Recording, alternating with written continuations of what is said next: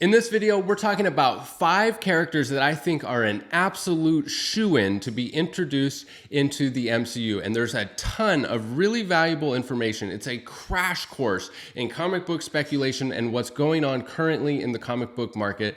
Tons of useful information. I hope you enjoy. Stay tuned. Bry's Comics.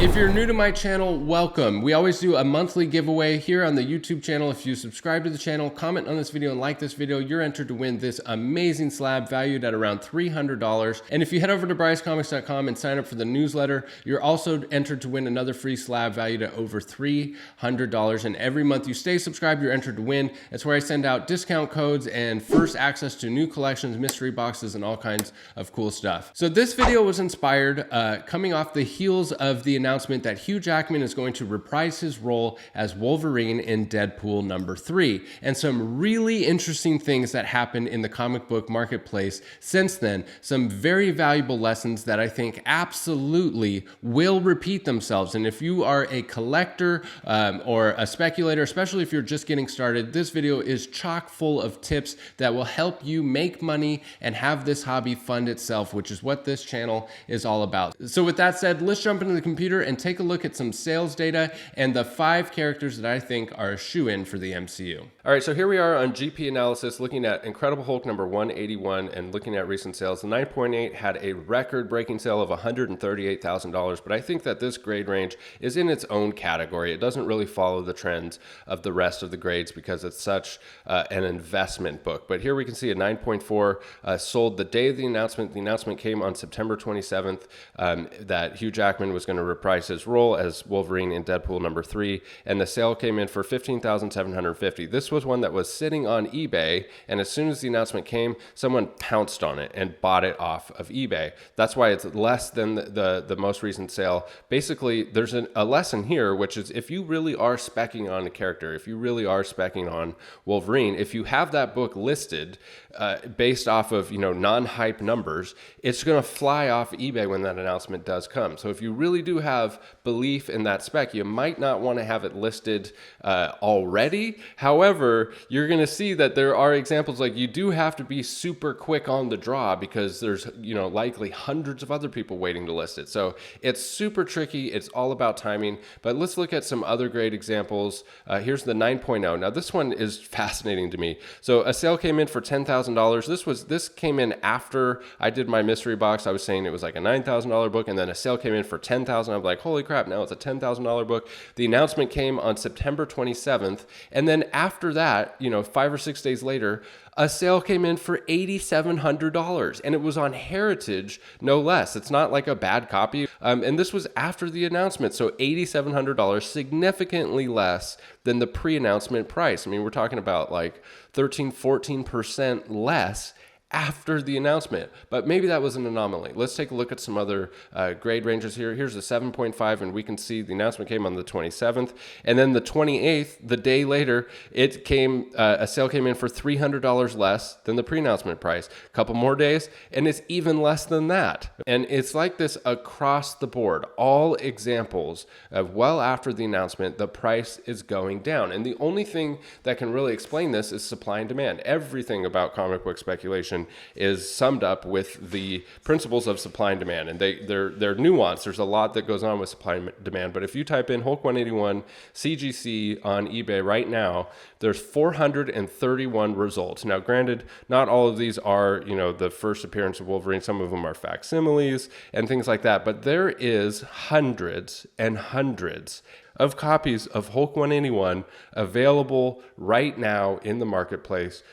A lot of them best offers and prices in line with or less than the most recent sale. And if you look over here at the sold listings, I mean, it is definitely slowing down for the sold listings for Hulk 181. There's definitely still a lot of fervor in the market. There's definitely an increase in volume. But the interesting thing is the prices. The prices are not going up. I mean, they're going down or trending sideways at best. And so, I mean, the lesson to be learned here is everyone and their mom was holding on to this book, we were all expecting Wolverine to be announced, and it was announced. The market is flooded with available inventory, and people are scratching their head going, what's going on? The announcement came, I have it listed for the same price as it was before the announcement, and it's not selling. And it's just simple supply and demand. When there's this many people looking to sell their copy, the price is going to naturally, everyone's going to try to undercut each other, and the price goes down.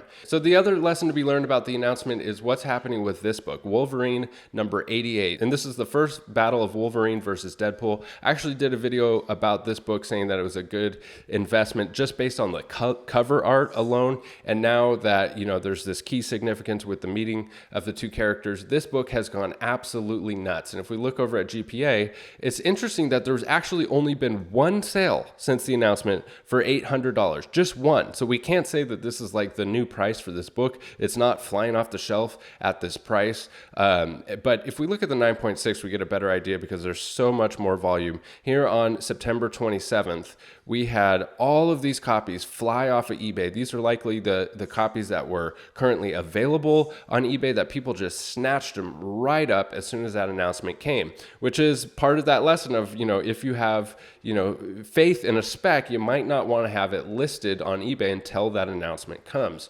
And then the next day, September 28th, people, likely brought their copies to eBay and listed them for more of a premium, and the price just starts going up. And now we have a record-breaking sale. The most recent sale was yesterday for $350 for a 9.6 copy of this book. So the lesson to be learned here is, number one, supply and demand as well. This book, way less people were speccing on this for Wolverine than Hulk 181. And number two is the price point. There's a lot more people that are in the price range of $100, $200, $300, whereas Hulk 181, we're talking about thousands and thousands of dollars. So you have hundreds of copies of this book that is a huge investment versus a much smaller number of books of this book that is way less of an investment, way less thought goes into it. What I'm going to do next is talk about these 5 characters in the MCU that I think are a shoe-in. I think they are all but guaranteed to come to the MCU. Now, there's a lot of nuance to this. That doesn't mean that you should go out and buy all these books today. We are in a down market, and there will likely be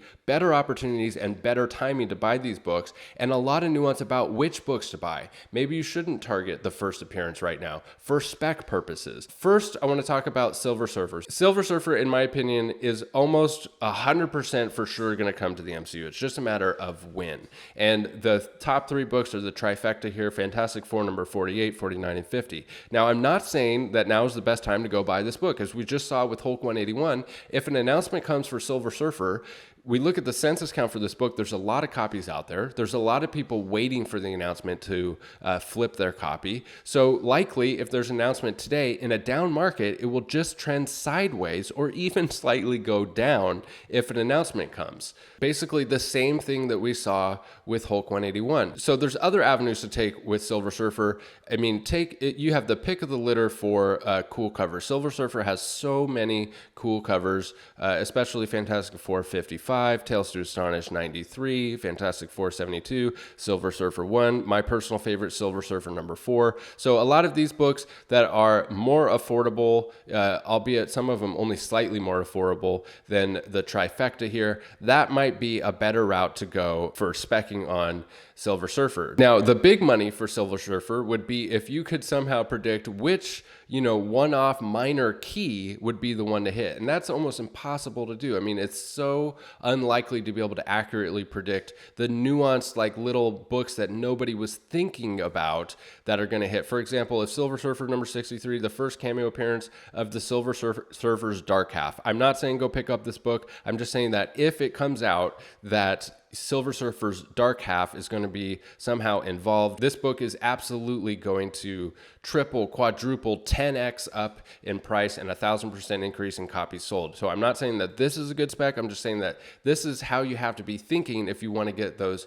huge increases in copies sold. Don't forget to follow me over on Instagram for trades for grails and other fresh content. I have some massive grails that are going to be coming back from CGC probably in about 3 weeks. Hope to see you over there. The next character that I think is a shoo-in is the Punisher. Amazing Spider-Man 129 is his first appearance. This is a character that I think people are so ready and would be so excited for Jon Bernthal to reprise his role as a Punisher that it would absolutely break the internet if it is announced. However, we're in a down market. This book has a high census count. I'm not saying that you're going to be able to flip this book, especially when you factor in the buying fees, like if you have to pay sales tax and shipping, and the selling fees. If you sell it on eBay, and they're going to take 15%. I mean, if you look at the Hulk 181 prices, if you had to pay tax and you have to pay 15%, you're absolutely taking a loss after the announcement. And I don't think it's going to be any different for Amazing Spider-Man number 129. But there are other opportunities,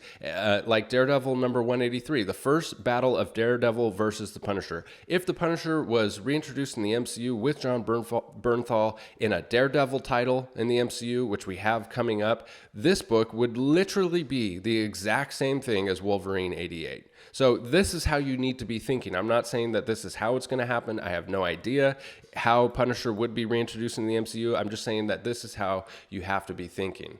The next character is Ghost Rider, first appearance in Marvel Spotlight number 5, and I think the other money book for him is Ghost Rider number 1, the first solo titled series featuring Ghost Rider. Now, same thing with this one. I don't necessarily think that now is the best time to buy this book. We're in a down market. It could be, years before we get an actual announcement, and then years more before he actually comes to the MCU. Who actually knows when this will happen? But I do think that it's a shoo-in. I do think that it's almost certainly going to happen, and people are going to go nuts for Ghost Rider.